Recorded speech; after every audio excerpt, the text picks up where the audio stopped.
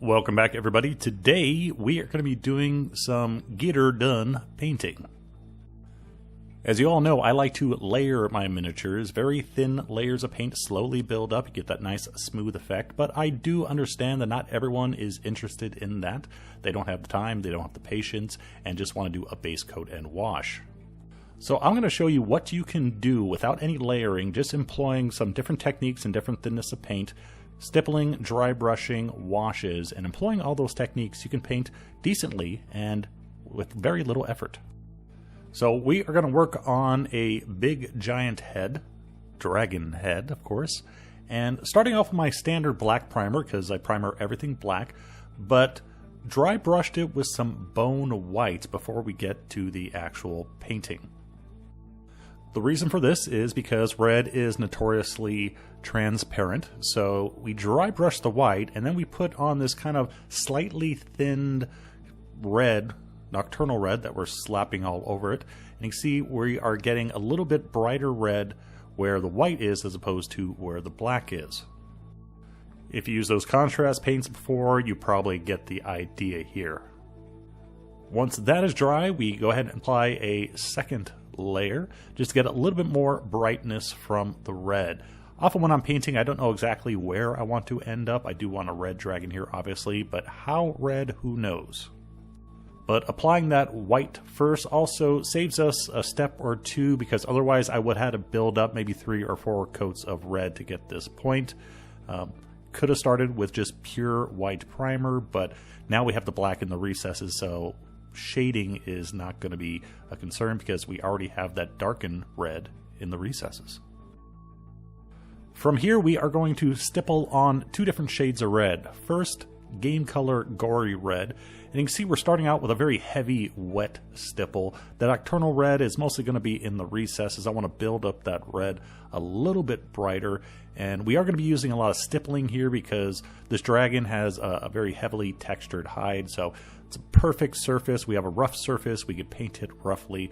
We really don't have to worry about brush strokes showing up, and if they do, we can just fix that with a little bit of glazing or a little bit of washing later on. From here we're going to move on to vermilion, and you can see the stippling has gotten a little bit more cautious at this point. I'm trying to concentrate more on the raised areas, basically giving a highlight to our dragon. So we have our transition of colors. By the way, stippling or dry brushing with reds can be very difficult because of the transparent nature, so again, you may have to build up a few layers. Vermilion covers pretty well. From this stage, I wanted to go brighter, however, really couldn't go much brighter without going into orange, and I don't want to do that. So here is a little trick that you can try to get a brighter red. What I'm going to do is pretty much the same thing we started off with. Remember that dry brush of white? Well, I'm going to do it again for our final highlights here, giving the dragon kind of a dry brush of game color pale flesh. And kind of here and there, wherever are there any other areas on the miniature where I want a little bit more highlight. And then from here, I'm going to go back to our vermilion again. So because the vermilion is now going over pale flesh as opposed to a sort of medium red color, it actually looks much brighter. Normally, if you want to highlight red, you may think once you reach the brightest red you have, start adding oranges or yellow, but then, well, you're introducing orange into your red, and that makes it less red. Red's a very special color. So by doing this, we are highlighting red with red, and we're getting the most intense red that we can by using our lightest red color and then putting it over a white, or in this case, pale flesh undercoat.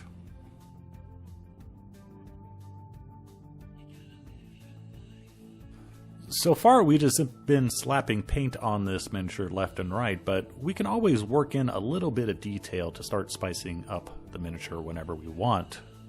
So I'm doing some delicate stippling here just to add little dots of color, starting off with the vermilion, kind of cleaning up any areas that weren't covered well with all our stippling and dry brushing, and then from there doing it again with some game color scarlet blood to get just a little bit more intense red and also a bit more variety to the piece. I'm going to be doing this again later. I just like showing you all the steps, even if they end up being covered over at a later stage. At least they're here, and it does add a little bit of subtle color. One thing that we'll be using a lot more is the introduction of our brown rose color. I'm using it here to just add a bit more of a fleshy pink tone. Right now, just around the nostrils and around the tip of the snout, and also a little bit around the eyeballs.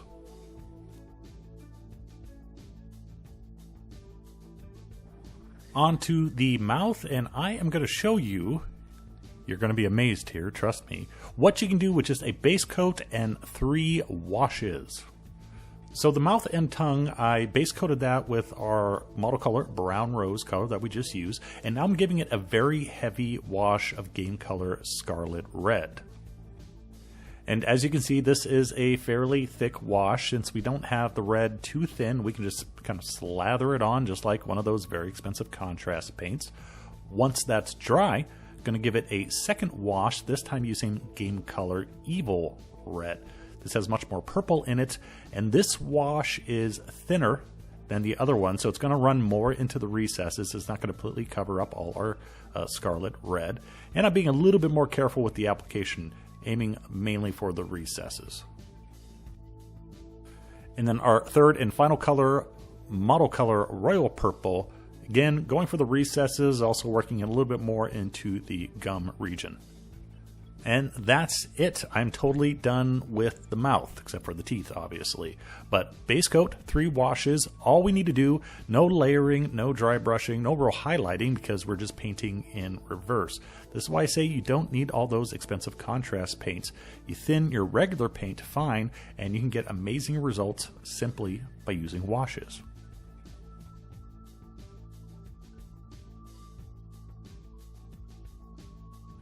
With the mouth done, we can now go back to the scaly portion of the dragon. Wanted to get that big mouth out of the way, all those hard to reach areas. Anyway, we never actually added any shadow to our dragon. Yes, there is shade because we started off with that black primer and that nocturnal red, but that shade doesn't have a whole lot of color. So going in with some violet now, just adding kind of a spot wash here and there to brighten up the shadows a little bit. And I have that purple in the mouth now, so that told me that I can now add purple to the skin. So there was a reason to stop and move to the mouth. After that, I went back to the spots that I was adding earlier, covering up a majority of them here. I decided to give a little bit more color variation rather than highlighting around the snout area. So bright orange using some thicker stipple action and a little bit of wash here, especially around the nostrils, and then following that up with bright orange and gold yellow mixed in to go even brighter. So we have a much nicer, brighter transition through our dragon now, going from that violet color into obviously our red, our bright red, now all the way up to a very light orange around the snoot. Onto the horns, and we are going to be adding a textured gradient effect. Starting off with a burnt umber undercoat, and now mixing in English uniform to that.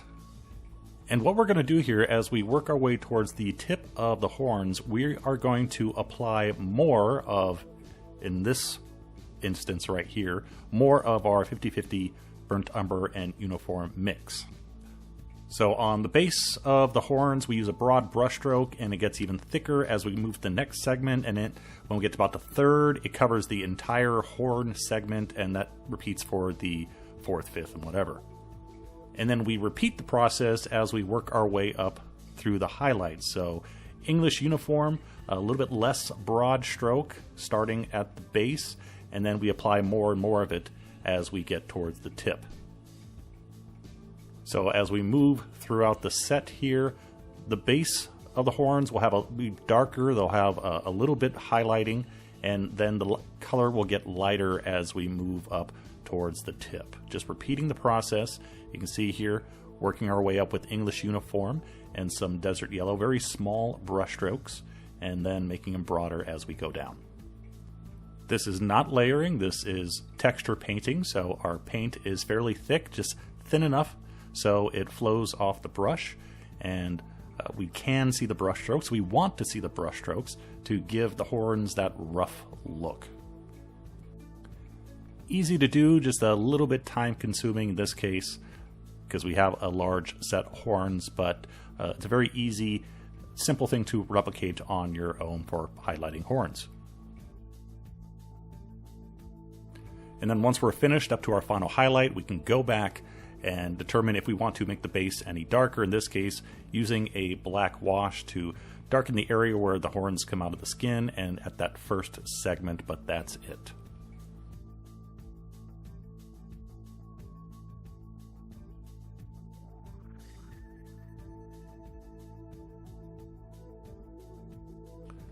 The last thing we are going to paint are the eyes, and this needs very little explanation, so I think you can figure out what's going on just by watching.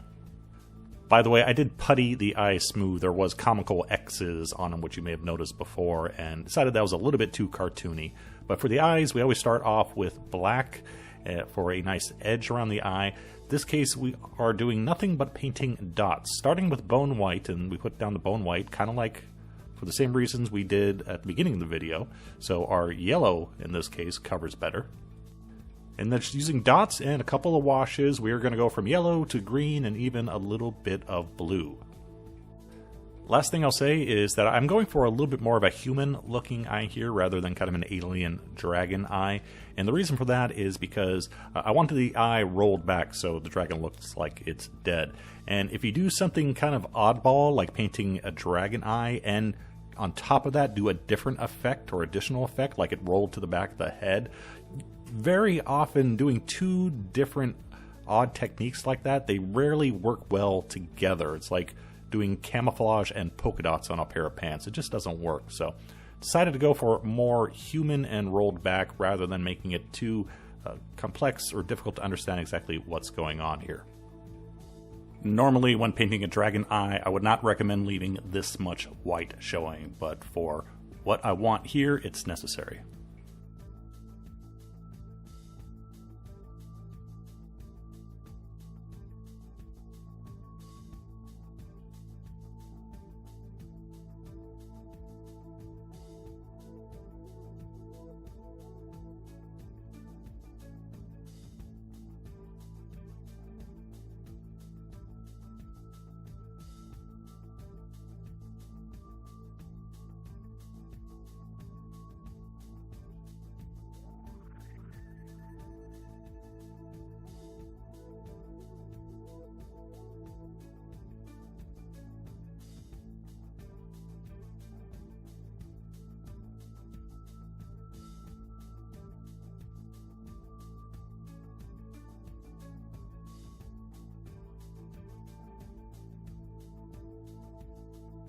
The last thing to do is add a little bit of detail to the eye, and we're going to do that by doing a very thin glaze, about 2 or 3, with Plague Brown.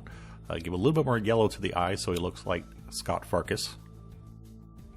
And then after that, adding our typical red to the eye like you normally want to do whenever you have a large human-ish looking eyeball. Add some veins to it. And with the red, what I normally do is kind of do it in 2 coats. You do it a very thin glaze, just add a very hint of red, and then also kind of stipple it on. With the stippling, you get a bit of the veiny look, and then with the wash, you add a little bit of redness to the eye. So you get 2 effects using the same color. The stippled red is thin, by the way, so it's kind of stippling on a glaze.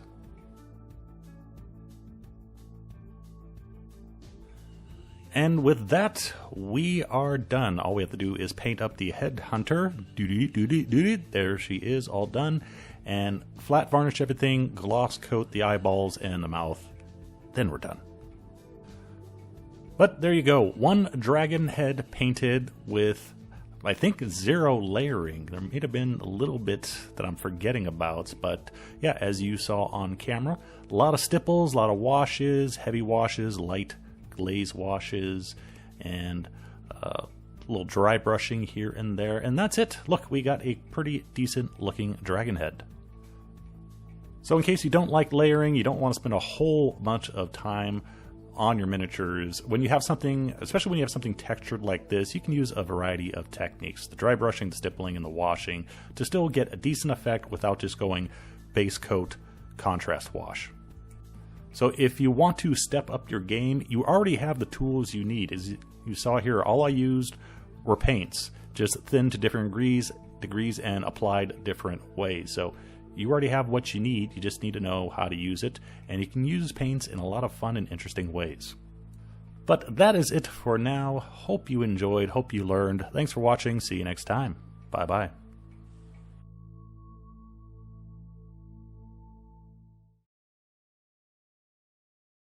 Trumpy, you can do stupid things.